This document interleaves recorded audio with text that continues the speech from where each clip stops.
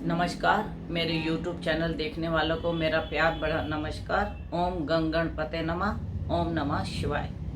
मेरे YouTube channel देखने वाले सभी दर्शकों को आज मैं शिवरात्रि के उपलक्ष्य में और उसकी महिमा के बारे में बताऊंगी कि शिवरात्रि की क्या महिमा है और यह पर्व, यह व्रत क्यों मनाया जाता है और इससे क्या क्या लाभ होते हैं। सबसे पहले तो हर महीने शिवरात्रि आती है, उसको मास की शिवरात्रि कहते हैं। उसके बाद एक साल की शिवरात्रि आती है जिसे महाशिवरात्रि कहते हैं। और महाशिवरात्रि जो है 11 मार्च को है, 11 और 12 मार्च को।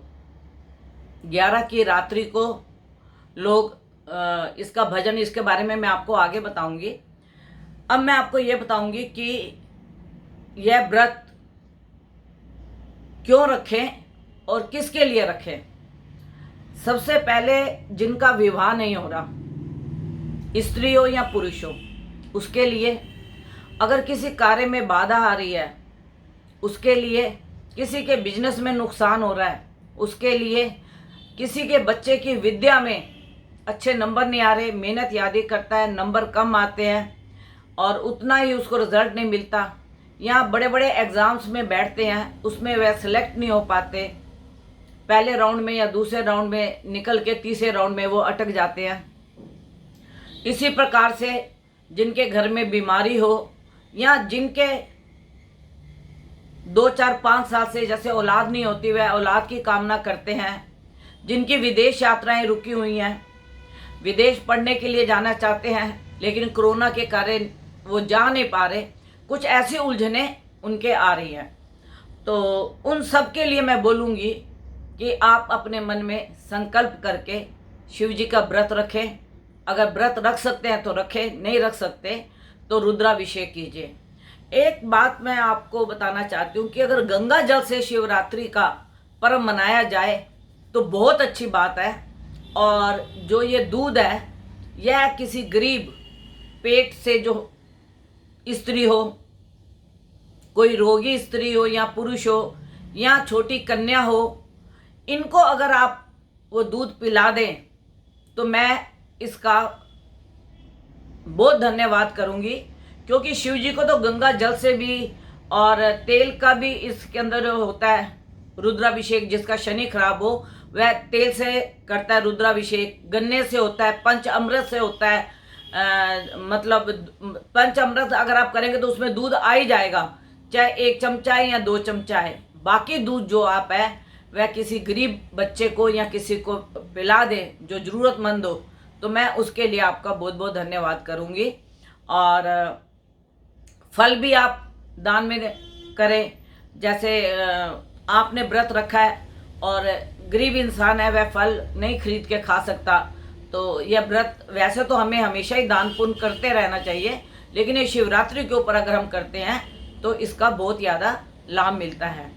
और इसकी पूजा के लिए हमें शिव सहस्त्र का पाठ करना चाहिए, शिव चालीसा पढ़ना चाहिए और शिव कथा पढ़नी चाहिए, शिव के भजन सुनने और गाने चाहिए, खुद गुनगुनाने चाहिए और ओम नमः शिवाय का पाठ करना चाहिए। और जो आपके गुरु ने, जो सिद्ध पुरुष होते हैं, जो पीर फकीर होते हैं, जिन्होंने अपने शिष्य को मंत्र दिया होता है, वो अगर इस मंत्र का जाप करें तो बहुत अच्छा है। और रुद्राक्ष की माला पे अगर आप पाठ करें तो बहुत अच्छा है। तो शिव जी को रुद्राक्ष बहुत पसंद थे। और एक मैं ये बात कहना चाहती हूँ कि जब आप भोले शंकर को बेलपत्र, भांग, धतूरा ऐसे आप चढ़ाते हैं, तो मेरा एक आपसे ये अनुरोध है कि अभी कुछ मौसम के नए फल आए हैं, जैसे बेर आया है, आम आया है, खरबूजा आया है, ककड़ी आई है। अगर आपने ये नहीं खाई है तो मैं ये कहूँगी कि पहले अपने इष्ट को इसका भोग लगाएं, शिवलिंग पे चढ़ाएं, उसके बाद आप खा सकते हैं।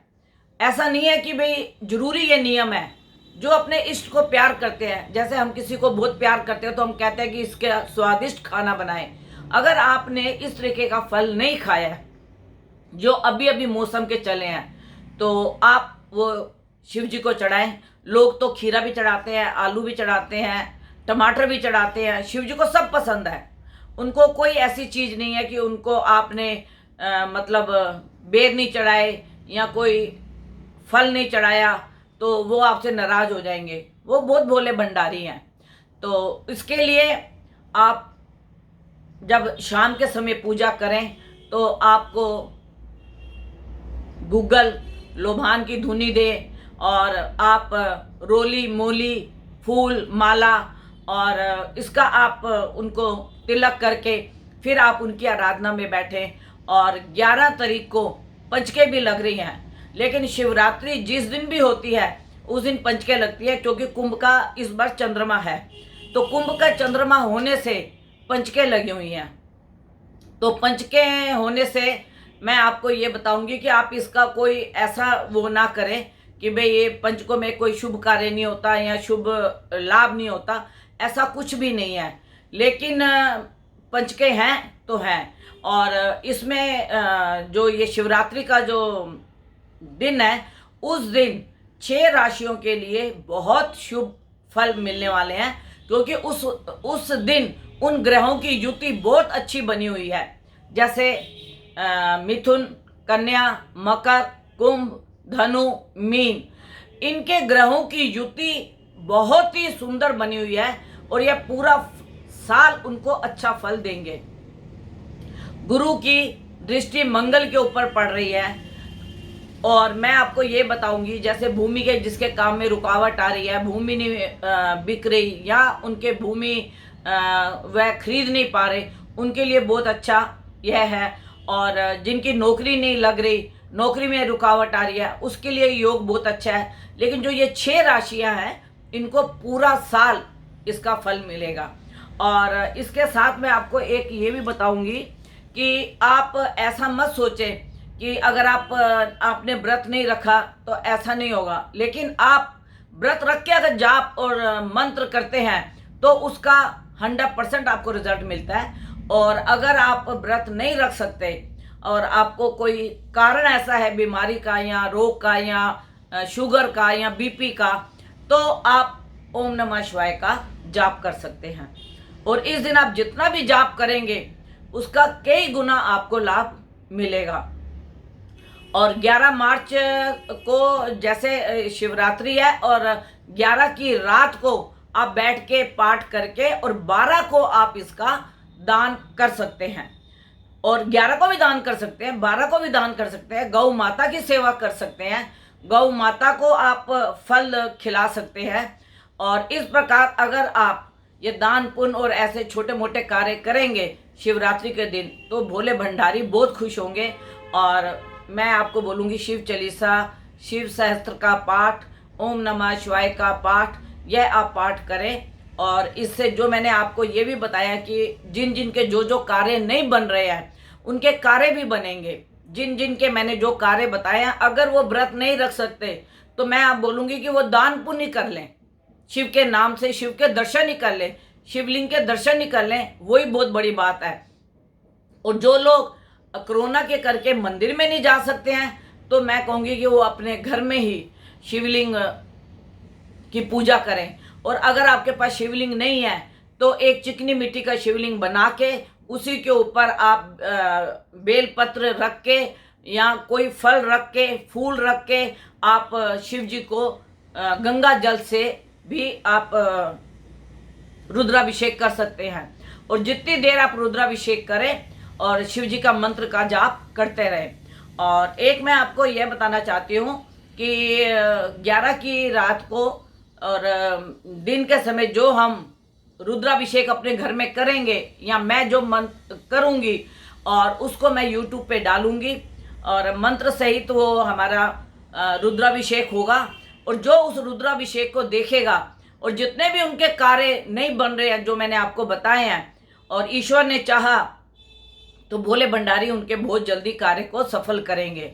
जो हम रुद्राभिषेक करेंगे उसको मैं 13 तारीख को YouTube पे डालूंगी और उसको आप आने वाली 1 महीने की जो अगले मास की अप्रैल की शिवरात्रि होगी, महाशिवरात्रि जिसे कहते हैं, तब तक आप उसके दर्शन कीजिए।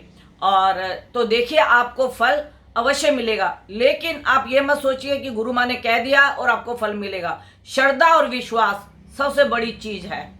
चाहे कोई संत हो, पीर हो, फकीर हो, उसका यही आशीर्वाद होता है कि श्रद्धा से जो आप काम करेंगे तो आपको उसका फल अवश्य मिलेगा। और जो मैंने आपको 6 राशियां बताई हैं, उसके लिए आप अपने आचार्य को बात कर सकते हैं, अपनी कुंडली दिखा सकते हैं कि आपके ग्रह किस स्थिति में बैठे हुए हैं और किस गोचर में बैठे हुए हैं, और उससे आपको क्या क्या लाभ होने वाला है। जो मिथुन, कन्या, मकर, कुंभ, धनु और मीन राशि, इसके जो योग बने हुए हैं वह अपने आचार्य को दिखा के आप उसका लाभ ले सकते हैं। और कोई अगर मेरे से कांटेक्ट करना चाहता है तो 9810930691 और 9999 4 बार 99338366 ये मेरा कांटेक्ट नंबर है। मैं 11 बजे से 4 बजे तक कुंडली का अवलोकन करती हूँ और मैं यही चाहती हूँ कि मेरा भोला भंडारी आपको और आपके परिवार को सदा खुश रखे और आपका घर खुशियों से भरा रहे और शिव आपकी हमेशा रक्षा करे और आपके सारे बिगड़े काम बनाए। मेरी यही मनोकामना आपके साथ है। धन्यवाद।